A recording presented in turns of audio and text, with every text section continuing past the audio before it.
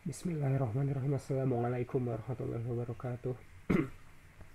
Pada kesempatan kali ini saya akan membahas mengenai beberapa buku yang dikarang oleh Bapak Agus Mustafa. Buku-bukunya semua yang saya miliki hanya segini ya. Kita akan membahas mengenai pemikiran-pemikiran beliau. Apakah beliau termasuk kepada orang bermanhaj pada Ahlus Sunnah atau tidak? Karena buku-bukunya pun berjudulkan dengan kata-kata yang kontroversi ya, seperti akhirat tidak kekal, Adam dilahirkan tidak ada azab kubur, lalu bersatu dengan Allah dan lain-lainnya. Mari akan kita bedah mengenai pemikiran beliau, khususnya mengenai pemikiran sesat beliau ya. Mohon maaf Bapak Agus nih ya, karena harus dikritisi mengenai beberapa bukunya ya. Oke ya, mari kita kritisi satu persatu, kita bongkar satu-satu. Yang pertama mengenai ternyata akhirat tidak kekal. Oke, Bapak Agus beranggapan bahwa akhirat itu tidak kekal dari satu ayat dari surat Hud ayat 107. Mereka kekal di dalamnya selama ada langit dan bumi. Jadi Bapak Agus beranggapan di akhirat kelak umurnya itu berdasarkan umur dari langit dan bumi yang ada, yang umurnya sama seperti umur langit dan bumi kita sekarang ya. Jadi di akhirat kelak tuh nanti umurnya bakal sama dengan umur yang ada di langit dan bumi sekarang, karena yang abadi itu hanyalah Allah. Oke, bagaimana dengan pendapat para mufasir? Mari kita bedah ya, apakah pemikirannya benar ataukah pemikiran Pak Agus ini sesat. Pertama, kita akan buka dulu surat Hud yang dimaksud ayat 107. Oke, mereka kekal di dalamnya selama ada langit dan bumi. Bagaimana penafsirannya? Penafsiran Ibnu Jarir At-Tabari, mereka kekal di dalamnya selama ada langit dan bumi. Salah satu kebiasaan orang-orang Arab apabila ingin mensifati sesuatu dengan sifat abadi, maka mereka mengatakan sesuatu ini ada terus-menerus selama ada langit dan bumi. Oke, jadi memang kebiasaan orang Arab mengatakan kalau sesuatu yang abadi ini selama ada langit dan bumi. Lalu bagaimana dengan penafsiran yang lain? Oke, penafsiran dari Ibnu Katsir. Bisa jadi yang dimaksud dengan selama langit dan bumi adalah jenisnya, karena di akhirat juga ada langit dan bumi yang lain. Lihat ya, pada hari ketika bumi diganti dengan bumi yang lain, dan demikian pula langit. Jadi sama langit dan bumi itu adalah langit dan bumi yang lain, karena di surat Ibrahim ayat 48 dijelaskan bahwa langit dan bumi nanti akan diganti dengan langit dan bumi yang lain. Oke, begitu juga penafsiran Hasan al-Basri rahimahullah. Nah, firman Allah, selama ada langit dan bumi, ya berkata langit akan diganti dengan langit dan yang lain. Oke, bagaimana Bapak Agus dengan tanggapannya? Lalu bagaimana dengan ayat-ayat yang lain yang menerangkan bahwa neraka itu kekal dan akhirat itu kekal, seperti surat An-Nisa ayat 57 ya. Khalidina fiha abada, mereka kekal di dalamnya. Bagaimana menjelaskan ini Bapak Agus ya? Lalu bagaimana dengan surat Al-Bayyinah, innal ladzina kafaru min ahlil kitabi wal musyrikina fi nari jahannam khalid fi nari jahannam, berada di dalam neraka khalidina fiha abada, kekal ya. Bagaimana menerangkan itu Bapak Agus? Karena yang namanya Al-Quran itu tidak mungkin berkontradiksi satu dengan yang lainnya. Apabila kita merujuk pada penafsiran para mufasir, ulama-ulama kibar yang lebih diketahui ilmunya, maka tidak ada kontradiksi. Tapi jika dengan penjelasan Anda, maka itu semua berada dalam kontradiksi ya. Oke, kita cukupkan akhirat tidak kekal. Lalu bukunya yang lain, Adam dilahirkan ya. Bapak Agus beranggapan bahwa Nabi Adam alaihi salam itu dilahirkan dengan anggapan bahwa bashar dan insan itu berbeda. Bisa dilihat ya, Adam adalah al-insan, ya, ada spesies bashar yang sudah berperadaban tinggi. Jadi bashar adalah manusia purba yang belum berperadaban tinggi, kata Pak Agus. Ya, tidak pernah disebut secara eksplisit dalam Al-Quran, manusia pada sebagai al-bashar. Oke, bagaimana kita melihat Al-Quran menjawabnya? Mari kita buka surat Al-Kahf ayat yang terakhir. Al-Kahf ayat 110 ya. Mari kita lihat.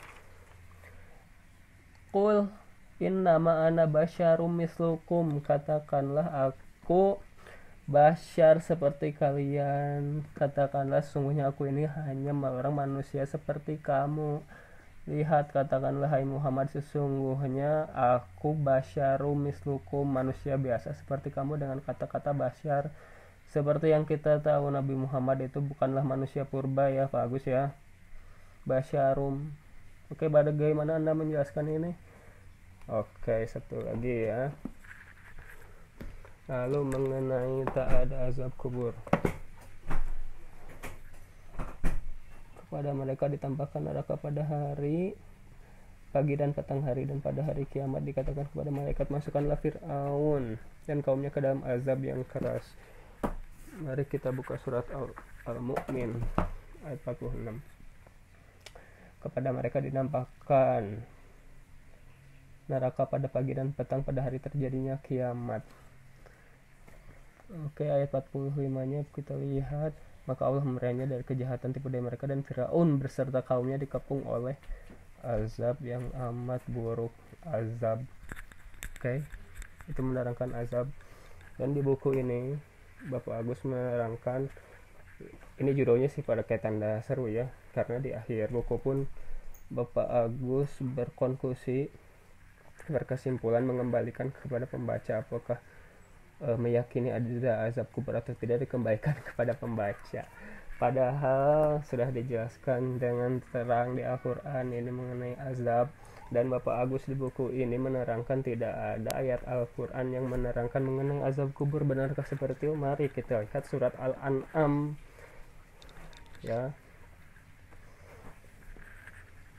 Mari kita buka surat Al-An'am. Nih, ayat 93. Alangkah dahsyatnya sekiranya kamu melihat di waktu orang yang zalim berada dalam tekanan sakaratul maut, sedang para malaikat memukul dengan tangannya sambil berkata, keluarkanlah nyawamu, di hari ini kamu dibalas dengan siksa. Al-yauma bermakna hari ini ya, zorof. Kamu dibalas dengan siksa yang sangat menghinakan karena kamu selalu mengatakan terhadap Allah. Bukankah ini menerangkan mengenai siksa pada alam barzah ya, alam kubur? Di hari ini kamu dibalas dengan siksa. Oke, bagaimana Bapak Agus menerangkan itu semua? Bahwa di Al-Quran pun sebenarnya menerangkan mengenai azab kubur. Oke, lalu kita buka dari hadis Al-Bukhari.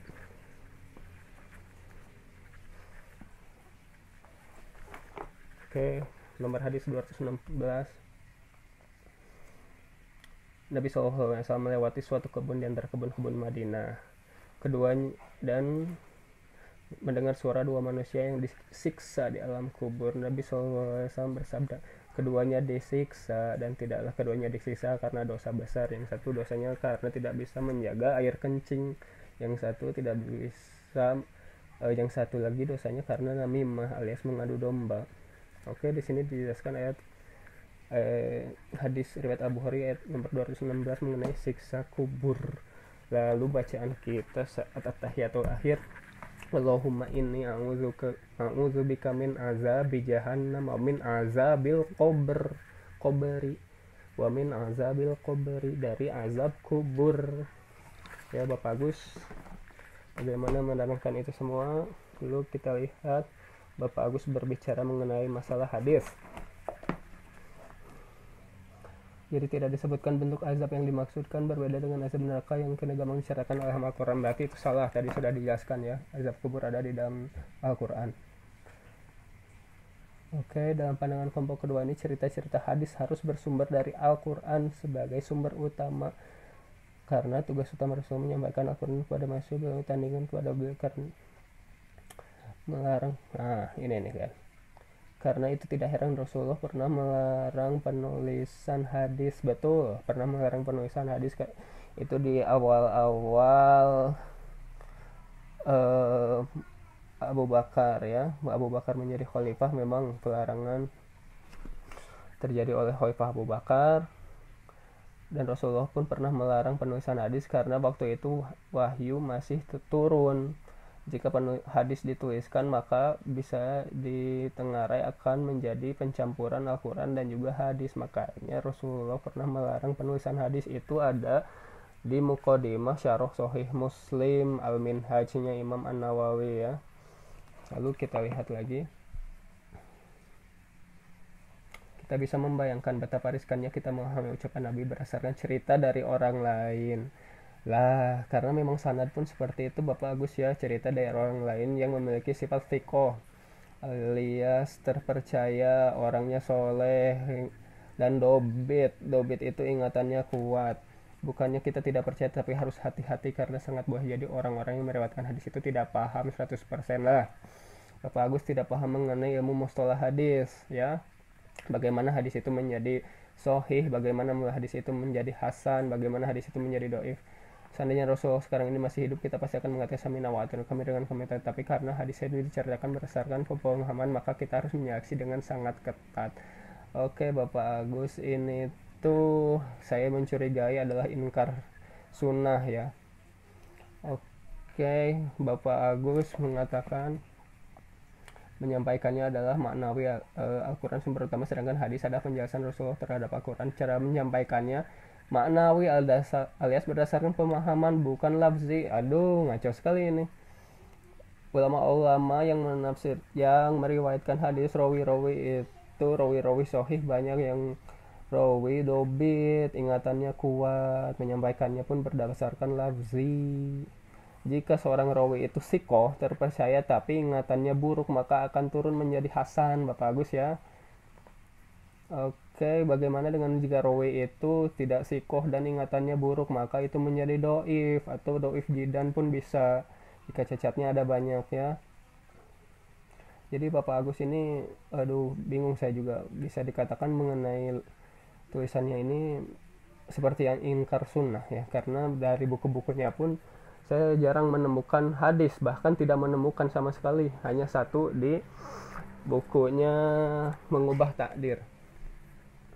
Oke, Bapak Agus ini masih bingung ini, karena tapi saya curiga salah satu pemikiran ingkar sunnah ya kawan-kawan, berhati-hati. Oke, kalau misalkan Bapak Agus tidak mau menerima hadis karena bisa saja orang yang menyampaikan itu tidak paham, lalu bagaimana gerakan sholat Bapak Agus dapat dari mana? Coba tunjukkan di dalam Al-Quran mengenai gerakan-gerakan sholat ya, dari mulai takbiratul ihram dan juga sampai salam. Coba tunjukkan di dalam Al-Quran mengenai gerakan-gerakan sholat. Oke, sekali lagi hati-hati kepada pembaca, karena pada zaman sekarang ini orang-orang banyak yang berbicara Al-Quran tanpa ilmu ya. Orang-orang yang menafsirkan Al-Quran atau ulama mufasir menafsirkan Al-Quran karena memiliki ilmunya, seperti ilmu nahwu, shorof, minimal bahasa Arab lah, terus ilmu nasik dan mansuk, terus ilmu asbabun nuzul dan lain-lain. Terus Bapak Agus apakah memiliki ilmu seperti itu? Wallahu alam. Oke. Bahkan ada asar dari Sayyidina Ali bin Abi Thalib, beliau pernah melihat orang yang mengajarkan Al-Quran, lalu beliau menanyakan kepada orang tersebut, apakah engkau menguasai ilmu nasik dan mansuk? Ilmu nasik dan mansuk itu ilmu yang nasik yang menghapus dan mansuk yang dihapus. Jadi Al-Quran itu ada yang dihapus dan ada juga yang menghapusnya. Kembali lagi, Sayyidina Ali pernah berkata, apakah engkau menguasai ilmu nasik dan mansuk? Orang yang mengerjakan Al-Quran tersebut mengatakan tidak. Lalu jawaban Ali bin Abi Thalib adalah, engkau celaka dan mencelakakan orang. Oke, apakah Bapak Agus Mustafa memiliki ilmu nasik dan mansuk? Wallahu a'lam ya. Lalu ada lagi hadis yang mengatakan waman qala fil Qur'ani bi ra'yihi, barang siapa yang berbicara kepada Al-Quran dari logikanya semata, fal yatabawwa maq'adahu minan nar, rawahu Tirmizi. Barang siapa berkata tentang Al-Quran dengan logikanya semata, maka silahkan dia mengambil tempat duduknya di neraka. Hadisun hasanun, hadis hasan. Oke, kepada para pembaca diharap berhati-hati terhadap pemikiran buku Agus Mustafa, diperkuat akidah dan juga pemahaman. Jika terlanjur memiliki buku ini, saya harapkan diskusikan dengan orang-orang yang memiliki pengetahuan seperti Ustadz yang kredibel ya. Semoga ulasan video kali ini bisa membantu. Wabillahi taufiq wal hidayah. Wassalamualaikum warahmatullahi wabarakatuh.